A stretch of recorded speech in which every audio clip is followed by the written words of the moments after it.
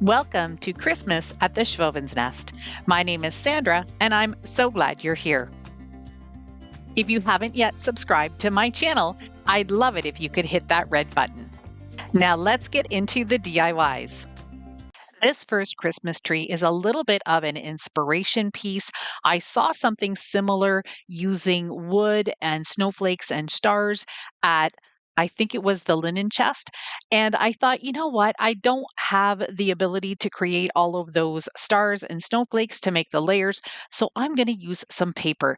Now, this is a really old book. This has been sitting in my home for many, many years. It used to be my stepdad's and he got it at a garage sale. So I really don't feel bad at all tearing the pages out of this book. I'm going to tear out probably about 50 or 60 of them, and then I'm going to start cutting them into the shapes and sizes that I need. I want the pages to be square, so I'm using a metal ruler and I've just measured the width of the page so I could tear it and make squares out of it. The ruler I'm using has a metal edge, so that really helps with the tearing. I'm going to continue on just going about a half an inch smaller each time I create my squares. I'm going to use this piece of birch wood. This is a nice little log that I cut down. I had some from last year. I'm going to use that as the trunk of the tree. Then I'm going to add some hot glue into, I think these are 1/2 inch beads. And then I'm going to put this little dowel into it, which I believe is a 1/4 inch dowel. And that's going to glue in there really well. Then what I'm going to do is take that bead and glue it to the piece of birch wood. And that's going to give me what I need for my tree trunk. Starting with about 4 or 5 pages of the largest size, I'm going to cut a slit right in the center. That's going to give me the ability to just slide the paper on top of the dowel. But first, I'm going to crinkle the paper just a little bit so it has a little bit more texture once I get it on there. So this part is not difficult at all. It just is a little time consuming. So if you want to recreate this, I suggest putting on your favorite YouTube channel, like maybe DIYs at the Schwowin's Nest, watch some of my videos, maybe my Christmas playlist, and get this project done in no time. The other thing that I made sure of when I was putting the pages onto the dowel was that they were not in the same direction. I want to be able to spin them a little bit, and that will also add a little bit more visual interest to each layer. Once I'm done with each layer of the sizes, I'm going to take a couple of beads and I'm going to glue them onto the dowel in between all of the layers. I put the hot glue on the dowel and then I pushed the bead down and gave it a little bit of a push so I could flatten out the papers a little bit and make sure that the bead and the dowel were glued together, not just the bead on the paper because then things will slide around. I added a second bead because I wanted there to be a little bit of a gap in between all of the pages. And when I tried it just with the one bead, you couldn't see the bead. And that's one thing I wanted to be able to see was the bead in between all the layers. I'm almost done. I've got to finish off this third layer and then I've got 2 more small layers to do. But it's starting to turn out really neat. And this is the vision I had for it. So I'm really excited that it's turning out. Not every Christmas tree needs a star on the top, but because I was working with such rustic and neutral tones, I just thought a really chunky wood star would be perfect on top of it. So I've got 3 star pieces here and I'm gluing them together. These are made from, I think it's 3 millimeter basswood. And that's what I use for my laser machine. So these were left over from a different project. I'm just going to glue them together, leave them the natural color, and then glue it right on top of the last bead that I put on top of the tree. This is how my book paper tree turned out.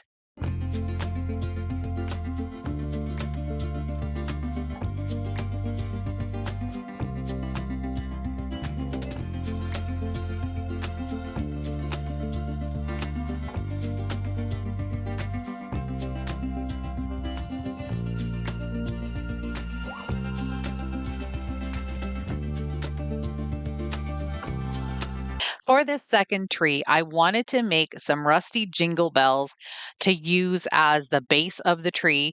So I strung some onto a piece of wire because that's all I had. I had no pipe cleaners, I had no proper sticks that would work. So I just had to try this and they just kept wiggling around and I got really frustrated. So I had to think of a better way to get these painted. For the next batch of jingle bells, they were much smaller. So I put them in an old bowl and I put in some squirts of this honey brown acrylic paint. This is my favorite color to use in the fall, but it's also a really nice rust color. And then I started to kind of paint them up a little bit, and that really worked well. I poured the jingle bells out onto a piece of paper, but I should have used either wax paper or parchment paper, something that I could easily remove the jingle bells from when they dried. I did get a little bit of paper stuck on there.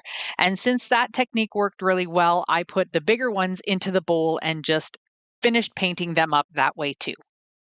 I'm also going to be using three different sizes of natural beads for this project as well. So I wanted to stain them up a little bit. I put them into a little cup and a little bit of burnt umber paint. And then I just kind of swished them around until they were fairly coated. I let them sit for a little bit and then I just dried them off.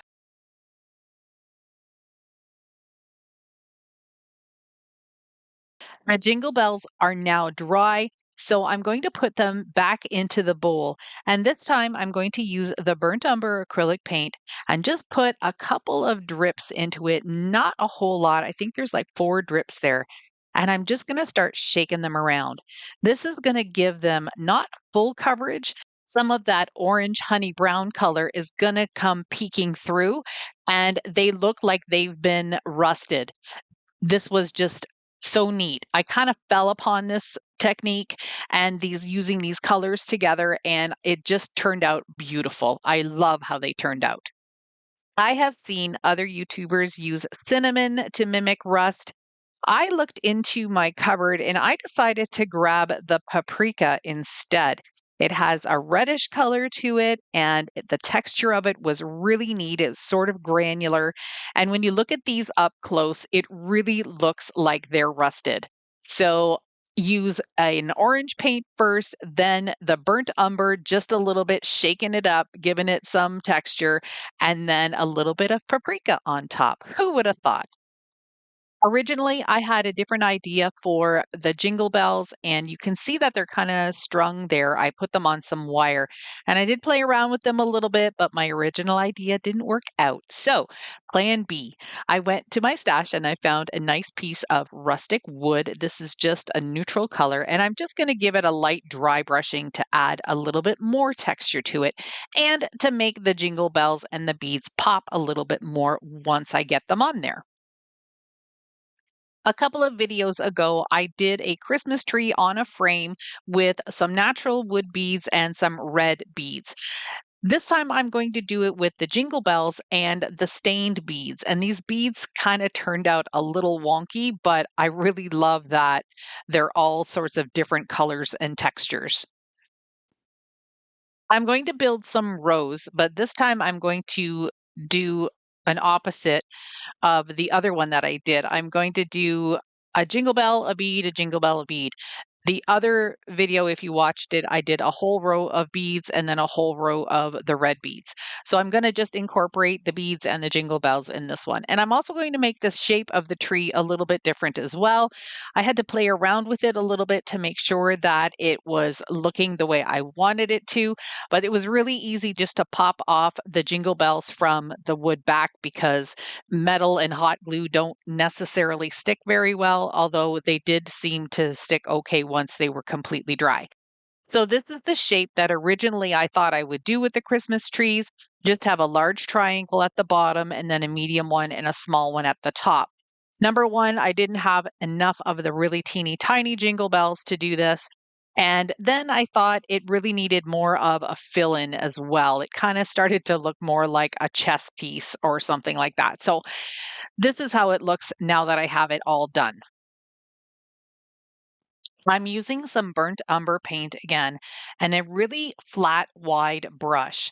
And I've just put a little bit on there. There's not a ton of paint on the brush. And I'm just going to make some lines here that look like branches of a Christmas tree. And I'm going to come out from each row. I think this turned out really neat. I wasn't sure when I first started doing this if that was going to look good, but I really think it turned out kind of, I don't know, sort of rustic, sort of primitive, a little bit artistic. I don't know. You'll have to let me know what you think of this one and what you would call it. I don't know what to call it. I just love how it turned out. I found that there was a little bit too much blank space at the top of the tree. And although I love putting stars on the top of trees, I cannot paint one or hand draw one for the life of me. So I decided to do something a little different and put a word at the top instead. And that word is jingle. I'm using the same brush and I'm just kind of making my letters just by sort of pouncing the brush up and down in a straight line. And then I'll go over it with a smaller brush just to thicken it up and give it a little bit more texture. With the small brush, I was just pouncing up and down again just to thicken up the lines, and then it gave it sort of a whimsical feel too. Here's how this Christmas tree sign turned out.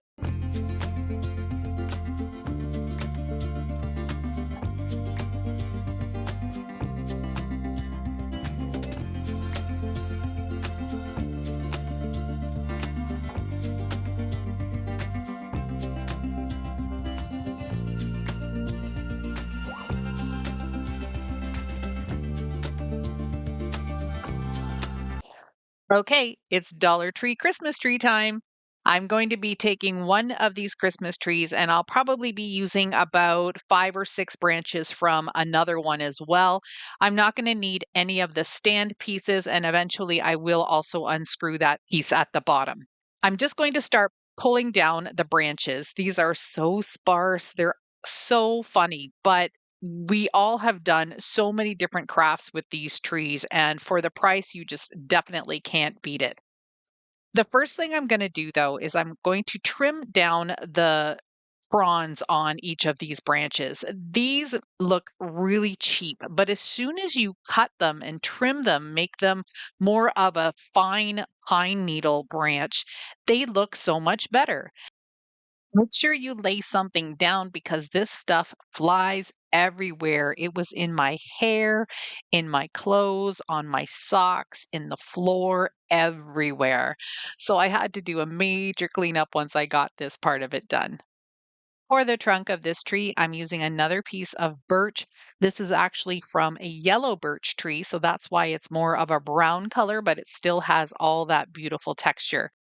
Using a smaller drill bit, I'm creating a pilot hole, and then I'm going to use this 3/8 of an inch spade bit to create a larger hole so it will fit that stem of the Dollar Tree Christmas tree right into it. And I'm going to go fairly deep because I don't really want to see too much of the stem. Here, I'm just checking to see how far down it's going to go, and I'm going to probably do another 1/4 of an inch yet, and then it'll be perfect. Before I actually put the tree inside the stem, I'm going to start trimming it. I want to create more of a pencil tree look with this. So I'm going to start trimming off some of the branches, making them a little bit shorter. And I also took the branches and bent them down towards the ground. I wanted this tree to kind of look like it was one of those pine trees that's kind of hanging down to the ground. I don't know what they're called, possibly a Norfolk pine. But anyway, this is going to be a faux pine tree, sort of pencil tree. Who knows what it's going to be called at the end, but let's just keep on moving along. As I was moving up towards the top of the tree, I really needed to make sure I was paying attention to how short I was cutting them because I didn't want them to get too short. So, very gradually from wider or longer to shorter towards the top. Here's where I'm taking the tree branches and bending them down so they're facing the ground. And I just think that look turned out really nice. I'm going to use a really good amount of hot glue and then push the stem right down into that hole and just hold it for a couple of minutes until the glue has a chance to set up. And while we're waiting for that, check out my little piles of pine tree stems. I made sure that I categorized all of them in the right lengths because then I was able to easily pick the ones and start at the bottom and move all the way up. I was really proud of myself for organizing myself this way.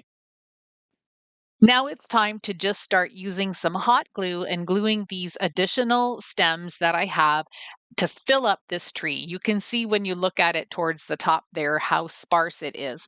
But once I'm done with it, it looks pretty good. As I said, I had to grab a few branches from one of my other little Dollar Tree trees, and I did the same thing with them, trimmed them up nice and short, and then I cut some of them in half and some of them in thirds to fit them into the spaces that I needed to fill up. Here's the tree in all its glory. I think it looks amazing. You'd never guess that this was made from one of those Dollar Tree Christmas trees.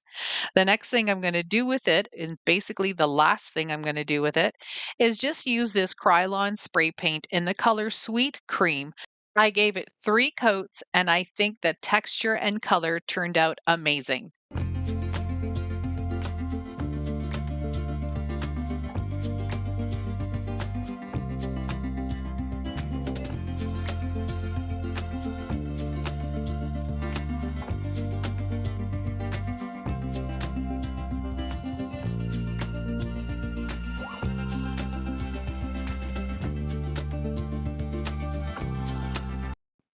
Every year, I try to make at least one pine cone tree, and today's the day for this one. I'm using the box from the Dollar Tree Christmas tree, and I'm just cutting one of the corners out. I'm going to use this to create a cone for my Christmas tree. Starting from one of the short ends and making sure that the red was on the inside, I just started to roll it until I got the cone shape that I wanted. I used some hot glue to hold it all together, but first I grabbed my stapler and just stapled it in a couple of spots to hold it so I wouldn't have to hang onto it while my hot glue gun warmed up. Using my scissors, I simply cut off the excess, and all I do to make sure that it is straight is I kind of just keep bending it in different directions until I see all of those little points are gone. And then if you have to just adjust a little bit more, you just keep trimming it until it sits the way you need it to be. I'm just using my hot glue gun on the lower temperature because I found when I had it on the high temperature, the glue took a really long time to set up.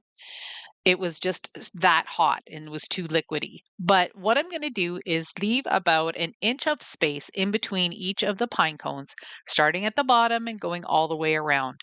For the second row, I'm going to then do the same thing, leaving about 3/4 of an inch of space in between each of the pine cones. And I'm going to stagger them. Basically, wherever there is a gap in the first row, I'm going to be putting the pine cone above that for the second row. And then I'll repeat those steps all the way up the cone, gradually getting smaller pine cones as I go. Here's the completed tree so far. I'm going to be taking one more pine cone and I'm going to set it on top of the 2 pine cones that I have there, and that will become the tree topper. Now, I just have the cone on this plastic bucket just so you can see it better. That's not going to be part of the DIY. I am going to be taking these greenery pieces and I'm going to be cutting them in half and then gluing them in all of the spaces. This is something that I saw and gave me the inspiration for this pine cone tree. Normally, I just use pine cones on my trees and maybe just embellish them a little teeny bit with some greenery. But this one's going to be sort of half pine cones and half greenery. This is something that I picked up at Michael's last year. It is part of my stash and actually the things that I usually decorate around the house with, but I've started to just pull some of those pieces into my craft projects as well.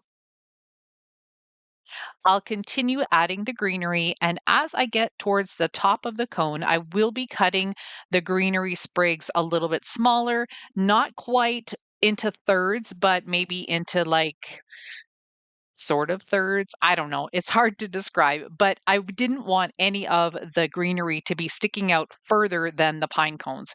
So that's kind of what I was using as my measurement. The final embellishment on this tree is going to be some red berries. I love using red berries. I never used to be a red Christmas person. I was always into the silvers and purples and teals. And since I started my YouTube channel, I've been more into the rustic farmhouse look. So I'm really excited to have this tree as part of my decor this year. So I'm going to just wire 6 of these little berries together, add a lot of hot glue, and then I'm just going to push them into the space. And I don't want them sticking out either. I'm going to give them a good shove so they get right in between the pine cones and the greenery sprigs. So it's just nestled in there really well. And this also helps to make a project like this look more high end. If you don't have any gaps or anything hanging out, then it definitely looks like it's been well made. Here's how this fourth tree turned out. I think it's beautiful too, and I don't know which one is my favorite.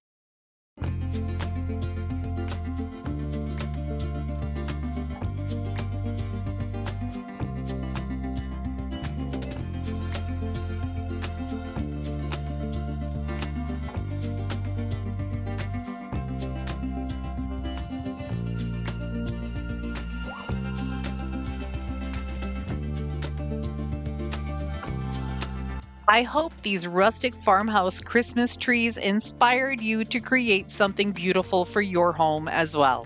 Thank you so much for spending some of your time with me today. I truly appreciate each and every one of you. See you in the next one.